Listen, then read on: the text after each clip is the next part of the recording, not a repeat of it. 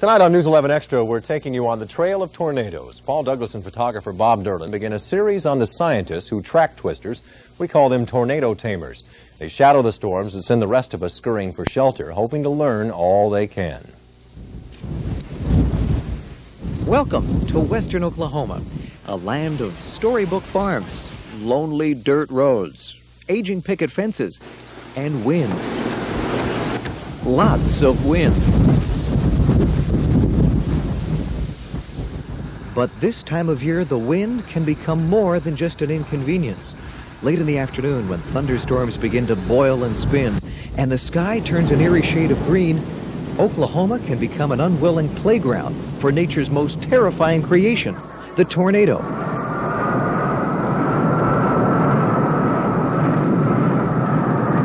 Oklahoma is smack dab in the middle of Tornado Alley. If this is a normal year, nearly 60 twisters will rip across the Sooner State. It's no wonder, then, that the world's leading tornado research facility is located right here in a small college town just outside of Oklahoma City. This is the National Severe Storms Laboratory. Inside, 42 meteorologists are using computers and state-of-the-art Doppler radar, trying to discover just what makes a tornado tick. If we want to learn more about tornadoes, like the wind speeds and the temperature and pressure inside a tornado, we have to do that by going out to them and trying to make measurements in the field.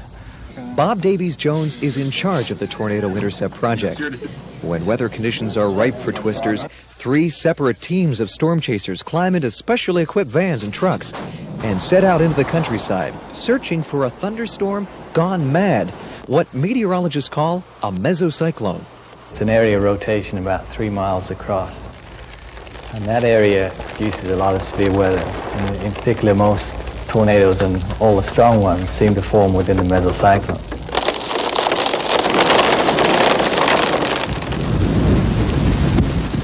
10 north of Finger, but I have a rotating wall cloud. It still's going at it down here. Approximately, I'm almost maybe 3 miles south of the road. Maybe 10% of the time we see something. Point 6. Looking straight up, looking due east.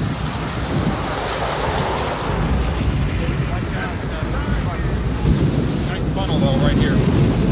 Now, we try and be professional and not take unnecessary risks. And I think the biggest danger we face is from lightning, not the tornado itself. Tornado chasing. It sounds like the stuff of nightmares. Just who are these chasers? And why on earth would anyone drive at breakneck speed into the path of an oncoming tornado? For some answers, come along all this week for a wild ride with the Tornado Tamers. Paul Douglas, News 11. Sort of not exactly the PM magazine van rolling along there. No, it isn't. It was a fascinating and nightmarish couple of weeks down in Oklahoma with photographer Bob Derlin. I knew that I was in trouble when they made us sign a waiver that if we were injured or killed during one of these chases, that we couldn't sue the Severe Storms Lab for any amount of money. Unbelievable. Not your typical assignment. No. But we learned a lot, and we're looking forward to this. Yeah, absolutely. So anyway, tomorrow we will learn about a Minnesota scientist who makes tornadoes in his basement. We won't have to worry about twisters this week. Sunny tomorrow, up to 70. Thomas?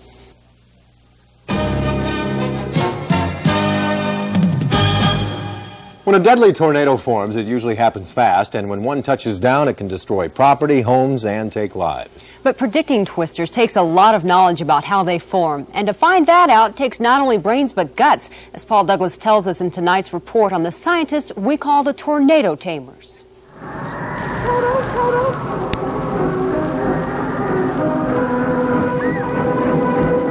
In The Wizard of Oz, Dorothy's dog, Toto, was able to escape a terrifying tornado. Well, Toto's modern-day descendant may not be so lucky. This is Toto, a 500-pound bundle of instruments that can measure temperature, winds, humidities, and atmospheric pressure. Storm chasers here in Oklahoma are hoping to put Toto in the direct path of an oncoming tornado to literally get a thumbprint of a twister. Toto?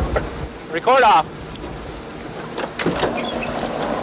Go ahead, Nestle One. Toto, we've been advised that this cell is trying to merge, which makes sense. And we got some organization time, so let's bust up northeast and get northeast of it. That sounds good to me. Let's go. Today, Toto is tagging along with over a dozen storm chasers, all hoping to capture the birth of a tornado firsthand. This van is really a sophisticated weather laboratory on wheels. On board, 2 video cameras are recording a storm's every move.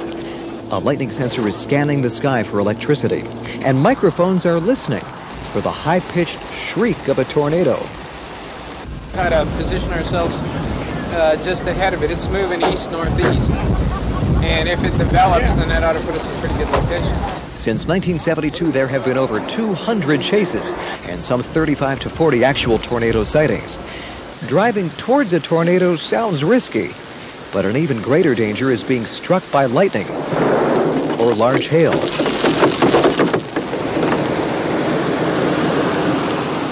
Chases are called off at night for fear of driving smack dab into the middle of a deadly storm. If you don't know what you're doing, I wouldn't go out there because you might get yourself in a lot of trouble.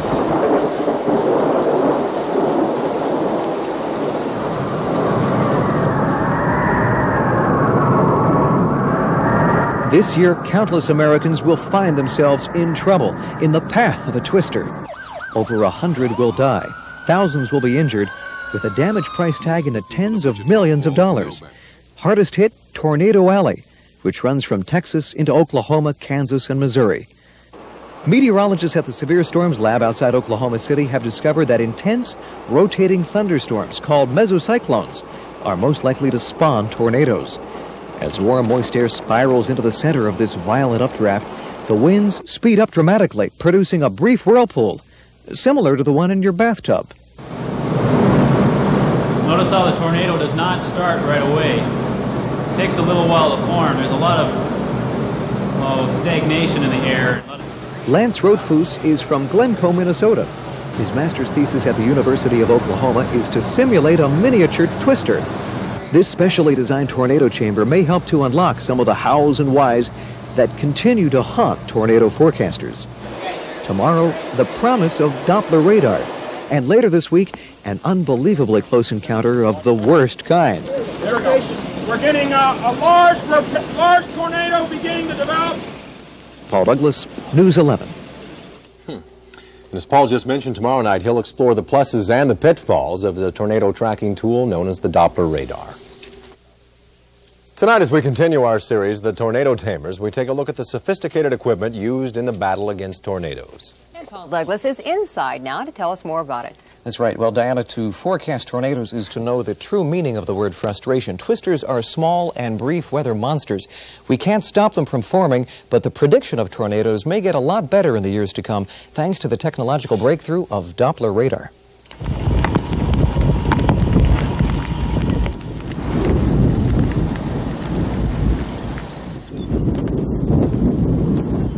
Oklahoma, arguably the tornado capital of the nation. In fact, this flat, dusty land boasts more twisters per square mile than any other place on Earth. Try to get some rotation on it. Lance! These storm chasers, many of them students at the University of Oklahoma, are scanning the sky, searching for a wall cloud, a black rotating bulge at the rear of a severe storm. This is where tornadoes are most likely to form. What is the status of the echoes to our west out the border? The last time I looked, they were about 40, 45 dBz, just coming out of the Texas Panhandle into western Oklahoma. Meteorologist Don Burgess is in continuous radio contact with the storm chasers, guiding them towards a thunderstorm ripe with potential. He's using an exciting and somewhat controversial new tool, Doppler radar. Not all radars are created equal. Here's the radar we're used to seeing, a conventional radar which picks up rain, snow, even hail. Right next to it is one of the most sophisticated Doppler radars in the world here at the National Severe Storms Lab outside Oklahoma City. It's so sensitive, it can actually pick up the movement of rain, even airborne dust, towards or away from the radar site, and then compute what the winds must be in that region. This 30-foot Doppler antenna was once standing guard near the Arctic Circle, searching for Soviet missiles. Today, it's trying to prevent a sneak attack from Mother Nature. we can see areas of rotation forming up inside the cloud long before they reach the base of the cloud and might touch down as a tornado. We found that about 50% of those circulations that we identify up in the storm eventually produce a tornado. Using Doppler, scientists now know that tornadoes form several miles above the ground. Preceded by heavy rain and often large hail, twisters usually come at the tail end of a severe storm. Doppler works best on the big storms, and that's comforting, but we can't get every single tornado, particularly minor tornadoes, identified. So we have to remember that it's just another tool, and it's not perfect. A later view, this is from 4 o'clock this afternoon. Believe me, I'm not a Doppler expert. I know enough to know that it's probably 4 or 5 times more complicated to analyze than the conventional type radar which we have here. That will help to fuel the fires of the thunderstorm development in western Oklahoma tonight. Across the street at Channel 5, Gary Shattuck uses Doppler radar.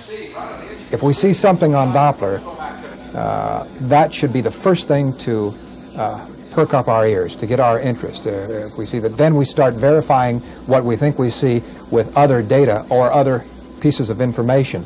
The fun starts on Friday. Late-day thunderstorms possible. But there's growing concern that if TV stations use their Dopplers to issue their own severe weather warnings, the end result may be confusion. If one source says there's a threat and the second source says there's no threat, the public is less likely to take action to protect themselves, and there just might be a threat out there. Even so, there's little question that if used properly and responsibly, Doppler radar is an important breakthrough in weather technology. This may be as good a time as any to introduce you to Storm Search.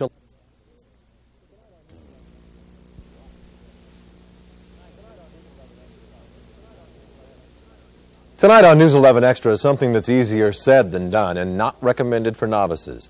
On Part 4 of the Tornado Tamers, Paul Douglas goes back on the trail of twisters, a trail that's a dangerous one to follow if you don't know exactly what you're doing.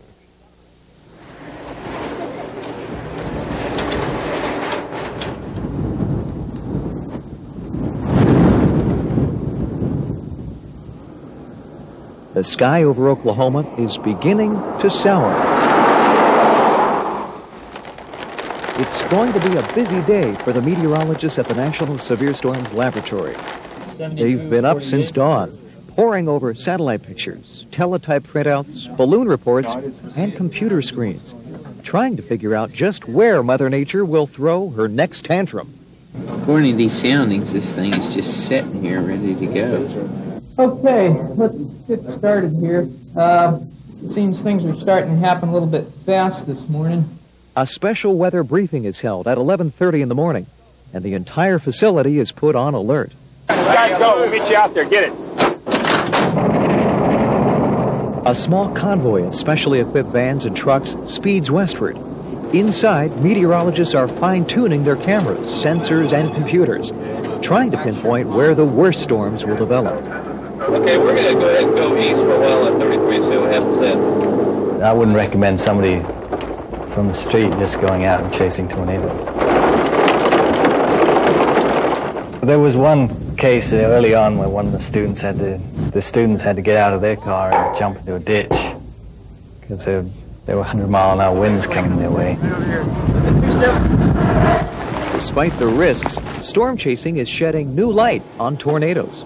We've taken movies of tornadoes, and by tracking debris across the screen, we've been able to estimate the wind speeds in tornadoes. And even in the worst tornadoes, the wind speeds that we measured were like 200 miles an hour, 225 miles an hour.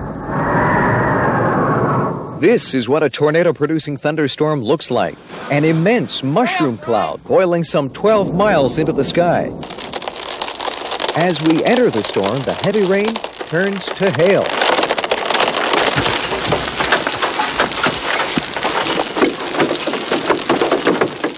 Had our windshield broken by large hail before. Storm chasers are doing more than studying tornadoes. They're also studying hail. This is not snow on the ground. This is the aftermath of a hailstorm which came through about 10 minutes ago. They had to call out the snow plows.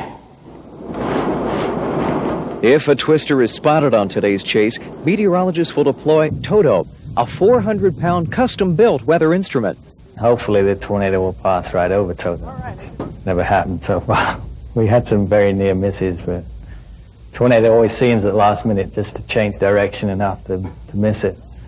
Damn, we got a hot dog here, don't we? Toto's luck is about to run out. Okay, deploy. Let's go. I got the thing. Deploy.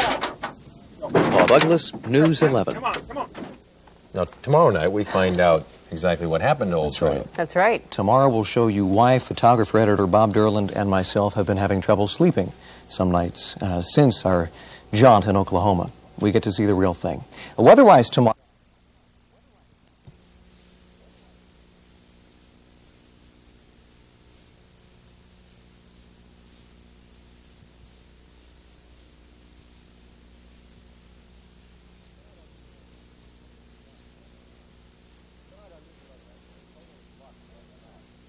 Tonight on News 11 Extra, Toto's luck runs out. It's the moment of truth for the tornado tamers.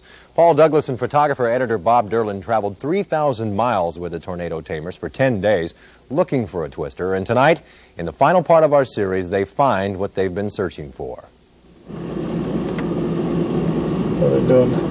Just keep shooting. Just keep shooting. They're turning around.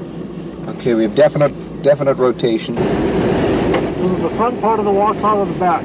I don't know. At this point, photographer-editor Bob Derland literally climbs out the window of the car to get a clean shot of the nightmare unfolding overhead. You all right? Yeah. God sakes, hang on. I'm okay.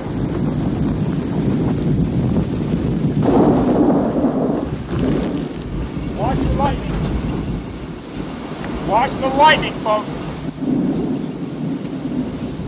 Damn, we got a hot dog here. Okay, deploy. Let's go. I got the thing. Deploy.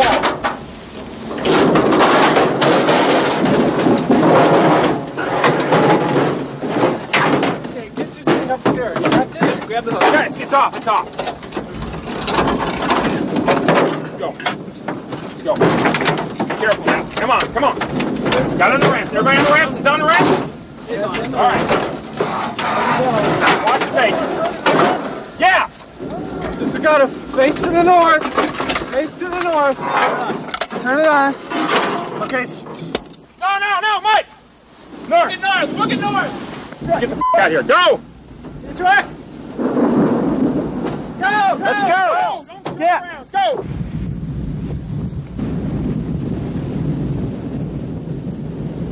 I think we need to go back. Videotape it, then we got to go back and pick up Toto. Wait a second, though. I think we got to go north. Let's move it. Go. Yeah. Nothing. Tunnel. We have a tunnel.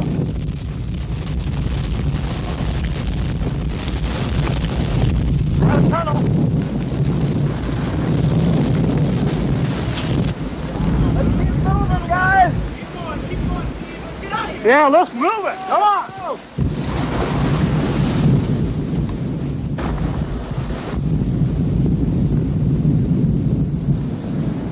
Okay, let's do this. It's behind us now. We're safe.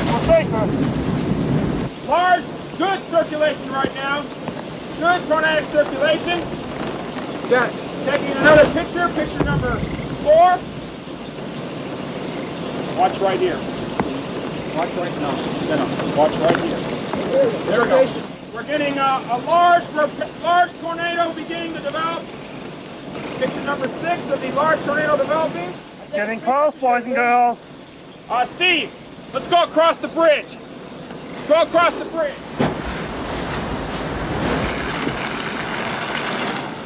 Oh, this tornado on the ground, if it's not a funnel, it's got to be a tornado. Beautiful. Dry plot wrapping around, taking another picture. Large funnel or possible tornado down directly south, moving across us slightly north-northwest. Watch your safety factor here. Got it. And this is what we came to Oklahoma to see, finally. A funnel cloud. You can see some rotation in the storm. A couple of minutes ago, this was a tornado. And let me tell you, it's been one of the most terrifying couple of minutes in my life. Funnel dropping. Picture number 3. 34. Picture number 34 for off this thing. A needle funnel forming. Good funnel. Good funnel. Good possible tornado beginning again. Moving, accelerating very quickly, rotating around the edge of the mesocyclone is the funnel. Precip beginning here. I don't want to try any more on this. Okay. It's too dark, it's too dangerous. Let's go back and get Toto. And this is what we find. Toto knocked over on its side. Instruments inside confirm that for the first time since the tornado chase program began back in 1972, Toto has been hit by a small tornado. I'm using Toto initial deployment as their axis. All the trees out there fell to the northwest. Scientists, armed with videotape and Doppler radar readings, can now dissect this storm, learning more about this rare weather monster we call a tornado. Despite the promise of Doppler radar, there's just no substitute for first-hand observations taken literally out in the field. And these storm chasers could make tornado prediction in Minnesota easier and a little more reliable in the years to come. With photographer Bob Derland in the Texas Panhandle, I'm Paul Douglas, News 11. That was an excellent series. Thank you. Very good. I want to thank photographer Bob Derland.